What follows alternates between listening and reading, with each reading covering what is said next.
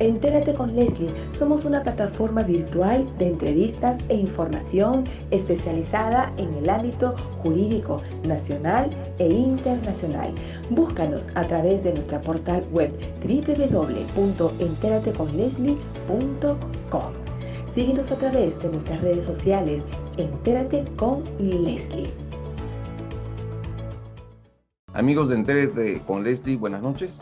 Estamos aquí para entrevistar a Manuel Bernales Alvarado, politólogo, internacionalista, quien ya nos ha acompañado varias veces en estos programas.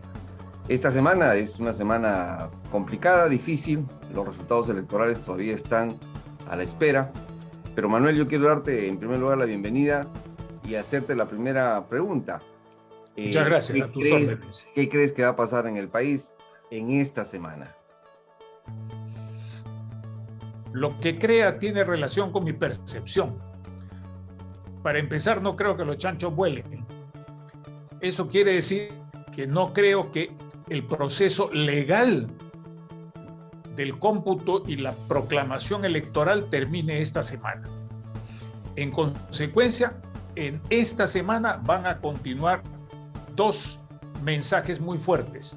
El primer mensaje de la candidatura de Pedro Castillo y sus diversos aliados, porque no es solo un partido allí, es un partido en el cual él está.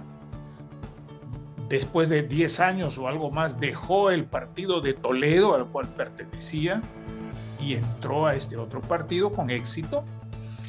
Pero en ese partido hay también otros partidos, otras personalidades y otros grupos no formalizados. Entonces, este bloque va a continuar con el mensaje muy claro: ya ganamos. Hay que salir a las calles a defender nuestra victoria, a como dé lugar. Y los mensajes de los dirigentes, sí debo decirlo, yo he leído muchos de ellos, es un mensaje que dice: movilicémonos en paz, movilicémonos sin violencia. Eso es lo que están diciendo y eso es respetable, y yo respeto su opinión. En segundo lugar, también defendamos nuestra victoria en el jurado electoral, que es un jurado electoral pro-fujimorista. Hasta ahí es la parte dura del mensaje. Hay otros aspectos, pero esto es lo sustantivo del mensaje de esa candidatura. De parte de la otra candidatura, dice: el jurado nos ha perjudicado, es un jurado heredado del vizcarrismo, aunque no lo digan exactamente con estas palabras, pero el análisis de contenido que uno puede hacer te evidencia que eso es, o te descubre que eso es lo que están queriendo decir, como dicen en matemáticas LQQD, lo que se quería demostrar. En segundo lugar, que nos están impugnando aproximadamente 250,000 votos en Lima, donde hay menos probabilidad de errores, o sea que eso evidencia una maniobra, lo cual es comprensible. Si yo estuviera del otro lado, hubiese dado a mis encargados de las mesas, ¿cómo se llama?, a los que están personeros, a los personeros les hubiera dado esa instrucción. Me parece obvio, porque esa es una de las técnicas que se emplea por uno y otro lado en todo proceso electoral que tiene el sistema de mesa y no el sistema electrónico. Más aún en el Perú, que mucha gente no sabe, aquí no se cuentan voto por voto como en el sistema estadounidense, sino que se cuentan las actas que contienen votos. Un ejemplo, un acta en Beirut tiene solamente 18 votantes, ergo 18 votos, en teoría, porque pueden votar menos. En la práctica no votó ninguno. Y otras actas tienen el máximo de votos, de votantes, que pueden emitir el voto, y que pueden emitirlo en 100%, 10%, 40%, 80%. El otro elemento que dice esta candidatura es que todavía falta el proceso judicial, vale decir, la contabilidad legal, la apelación ante el jurado especial la revisión de lo que decía el jurado especial por el Jurado Nacional de Elecciones, y en esto tiene toda la razón. Pero este es un hecho, en esto tienen razón, no es cuestión de que uno sea pro-fujimorista o anti-Castillo, eso es parte así. del proceso, es parte del proceso. Así está establecido. Claro. Lo que pasa es que la corriente alrededor de Castillo ya quiere olvidarse de esto y decir simplemente hemos ganado. Y esto es evidente por la televisión y la radio. Un tercer elemento que podría haber sido muy delicado es el adelanto de opinión de periodistas y de sectores de observadores en favor evidentemente en favor de la candidatura de Castillo, que se han pronunciado diciendo esto ya se terminó, hasta aquí estuvo bueno, nos vamos. Esto no es mi opinión, esto tú y cualquier persona lo puede verificar acudiendo a los registros que han quedado publicados en el Internet. Esa es la ventaja del Internet. Hasta ahí me quedo. Ok. A mí me parece una cosa curiosa, por ejemplo, en este proceso, el fujimorismo, por un lado, está apelando ahora a los votos extranjeros, ¿no?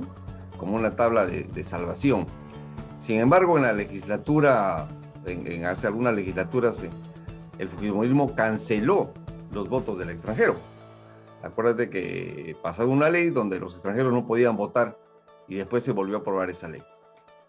Suena un poco contradictorio porque si en un momento no querían a los extranjeros, ahora están esperándolos desesperadamente. ¿Tú crees que el voto extranjero realmente pueda decidir una votación de esta naturaleza con el gran ausentismo que ha habido históricamente, pero que incluso en este proceso se ha visto de mucho más crecido? Dos cosas. Primero, lo que tú dices es cierto, pero permíteme corregir una expresión con toda fraternidad. No es voto extranjero, es voto en el extranjero. En el extranjero, correcto. Sí, gracias. Mira, ¿por qué lo hicieron? Porque en esa época el voto de peruanos en el exterior era un voto contrario a ellos. Claro. Acuérdate el quinto suyo de Toledo. Claro. Acuérdate. Y a estas alturas el voto de peruanos en el exterior está dividido. Y yo he estudiado ligeramente el asunto. Debo preparar un pequeño estudio de investigación sobre el tema, y que se divide por áreas y probablemente por generaciones. La generación y el área, todavía no voy a entrar en generaciones, el área europea, donde ha habido mucho refugio de gente de izquierda, ¿no? Desde terroristas que todavía están buscados, hay dos cuyos nombres ya no quiero repetir, eso se sabe, eso no es una acusación, es un hecho público. Es información pública, correcto. Así es. Que además a uno de ellos lo conozco perfectamente desde el año 70 en el Cusco. Bien, gente que ha ido con esa tendencia, tiene sus hijos en esa tendencia o que van a estudiar en el mundo de las ciencias sociales y humanas en Alemania o en Francia, tienen tienen por el contexto esa tendencia. Entonces ahí hay un porcentaje de votos importantes para corrientes de izquierda. En otros lugares donde hay otro tipo de migración, por ejemplo, clase baja, que van a trabajar en servicios, a buscarse la vida en el sector informal o formalizándose en España o en Italia o en otros países, pero principalmente en esos dos, es una votación dividida que va a fluctuar en algunos casos seguramente en favor hacia las derechas, en otros casos hacia las izquierdas. En Asia Pacífico Norte, en este caso, en el caso de Fujimori, la votación es aplastante en favor de ella porque hay una identificación nacional, una identificación étnica. Claro. Y ella es Nisei. No te olvides que Fujimori no era peruano de nacimiento. Así es. Fujimori tiene doble nacionalidad y hoy día se olvidó la propia candidatura que ha tenido una gran falla en su campaña al hacer una campaña dinástica. Eso era muy objetable, pero nadie le recordó que su padre fue candidato a senador en el Japón. Cierro mi paréntesis. Ahí hay una votación importante. Conforme vas bajando en el Asia Pacífico hacia el Indo-Pacífico, la votación vuelve a abrirse. En Australia puede tener una votación todavía favorable a las derechas y en otros países par y par. Pasas ahora a lo que es Estados Unidos, ahí en este periodo la votación, por razones que tú sabes mejor que yo y no me atrevo a explicar, la votación probablemente puede ser de cada 10 votos efectivos que haya unos 6 votos hacia las derechas y unos 4 votos hacia la izquierda, para hablar de una manera simple, ¿verdad? Pero comprensible. Así. En México no tengo la información ahorita. No tengo la información de México. Tú sabes que ha habido elecciones en México. A diferencia del Perú, que tiene sus problemas graves, no tenemos ni un solo muerto hasta ahora. En México pasan de 90 los muertos. Cierro el paréntesis. Votación en América Central, también dividida, depende. En algunos casos puede ser más hacia la derecha, más hacia la izquierda, pero son votos pequeños. América del Sur, de Cuba no te voy a hablar porque es una caja negra que uno, quiero decir en el sentido figurado del término, que está cerrado, no tengo información. En América Latina, la presencia fuerte de peruanos en el exterior, el quinto suyo al que hemos aludido, está en Argentina. Además, por ejemplo, ahí estudia mi hijo, tengo mi familia, mis parientes desde hace 4 generaciones, los Sumaeta que están ahí en Argentina. Sumaeta firmantes de la Declaratoria de Independencia en el Perú, sus descendientes argentinos. Bien, Chile, ya sabemos, entonces ahí probablemente la votación también es dividida. No he mirado el resultado de esa votación, no sé si se ha publicado o no, pero es así. Y lo mismo digas en Brasil. Sí, en México el resultado está hasta ahora 75 en favor de Keiko y 25 en favor de Castillo. Y en Chile están un 50-50, un 50% para cada uno. Y porque en Chile incluso estaba ganando Castillo, pero parece que se está volteando. Claro, no ha votado la gente que se estaba esperando. Entonces el voto efectivamente del peruano en el extranjero ha sido importante, pero no ha tenido el peso como creo que Keiko y el partido político que ella representa estaba esperando. Y yo me imagino que en el lado de Castillo sí, ellos sabían perfectamente cuáles eran los sectores, como tú bien estás explicando, todo el sector de Europa, parte de América del Sur, que sí podía ganar, porque la esperanza de ellos es el área rural, obviamente, y eso es lo que están esperando al final del conteo.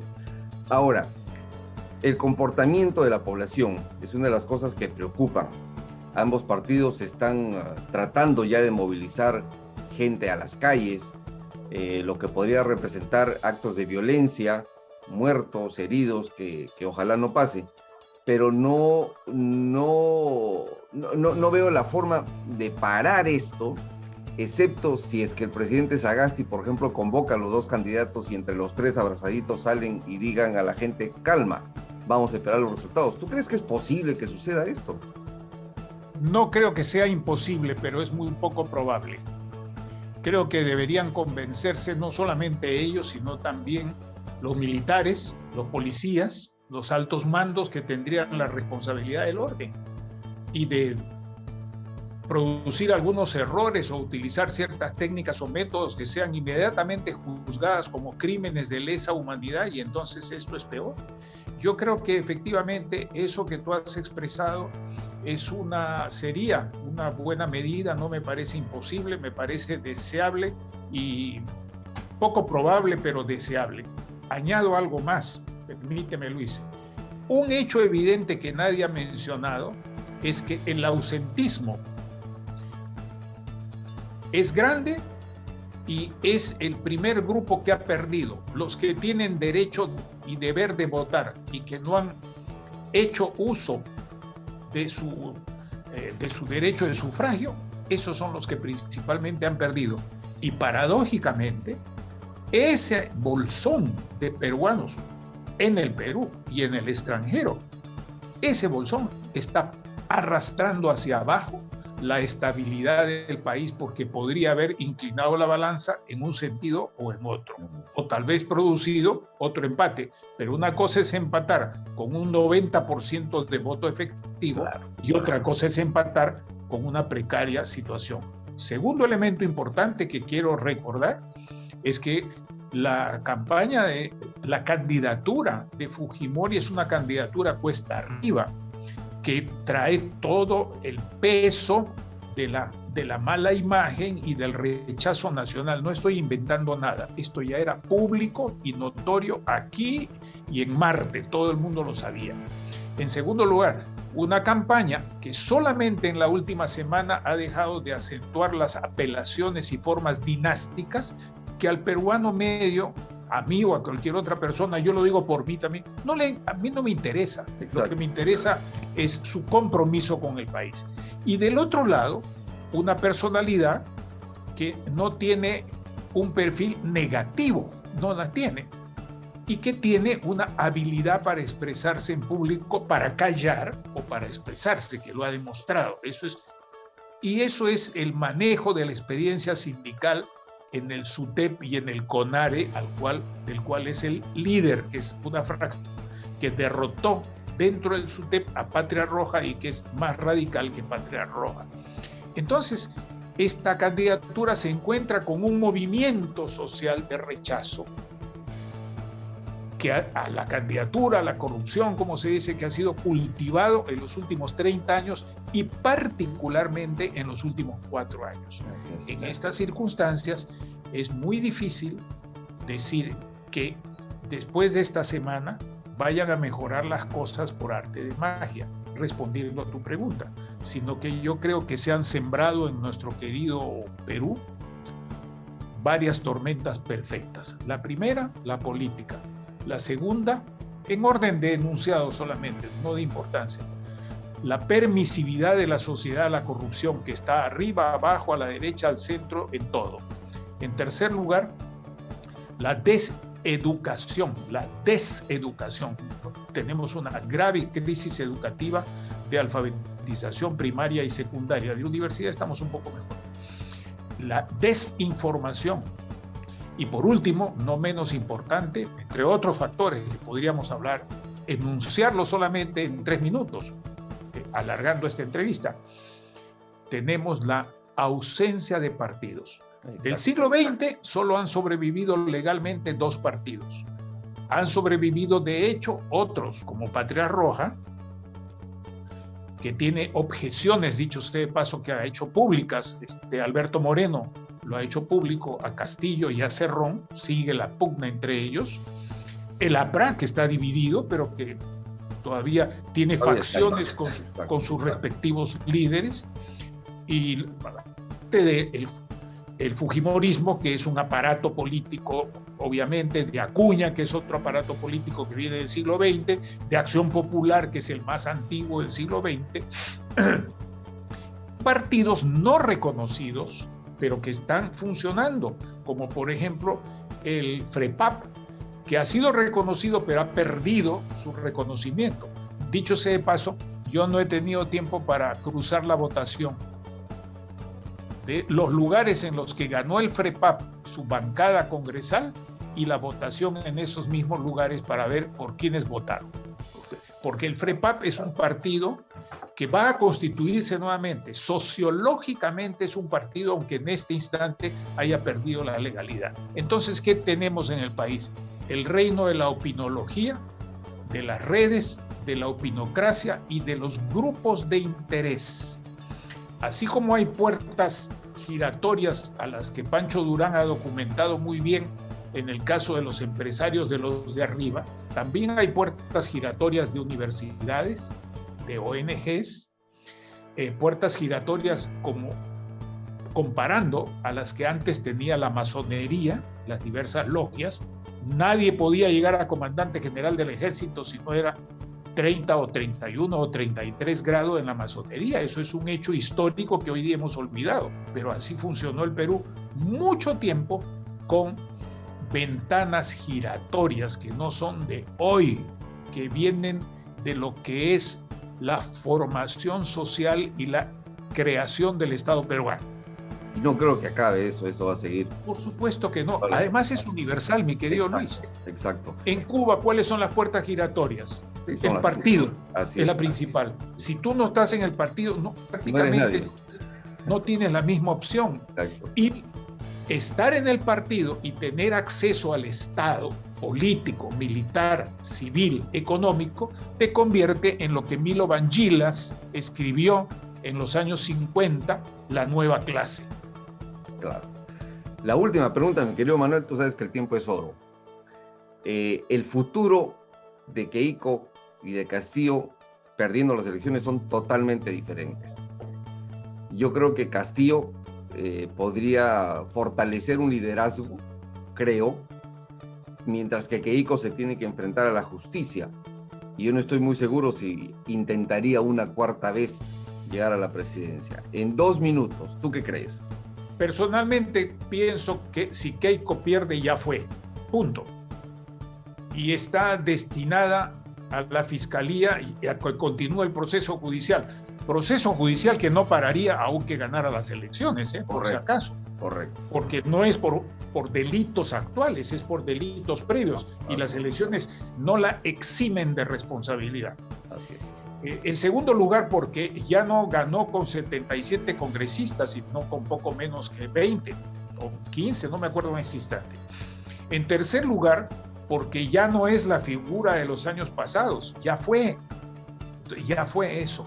Y quienes la han acompañado de los otros grupos de la derecha, la han acompañado con asco y negándole hasta el final sus votos. Termino. Denis Chávez de Paz, un excelente sociólogo, amigo nuestro, ha hecho un estudio muy claro y dijo, si se juntaban todos los votos de la derecha en favor de la Keiko, era imposible que ganara Castillo o cualquier otro. Con solo esos votos, ella era elegida. Y yo le dije, y lo digo ahora, y me sirve para terminar la respuesta, que Castillo es una figura que se encuentra con el movimiento social anti y el movimiento social se encuentra con Castillo. Cuando ese movimiento social se decante, vamos a ver con quién se queda Castillo y con qué parte del movimiento social se queda Castillo. Excelente. Me encantó esa última parte. Y así va a ser. Te agradezco. Así va a ser. Así es. Te agradezco, Manuel, por la entrevista, por tu tiempo. Creo que tenemos todavía muchísimo más que hablar. Esta semana es crucial, clave para el futuro del país y ojalá a todos nos vaya bien. Muchísimas gracias. Cuídate mucho. Gracias a ti, y yo solamente quiero subrayar que he tratado de expresarme de la manera más respetuosa con todos los peruanos y con los extranjeros y con la gente que mira este importante programa. Muchas gracias por la invitación. Gracias, querido Manuel. Con esto, amigos de Entrate con Leslie, terminamos esta secuencia y nos vemos en la próxima. Muchísimas gracias.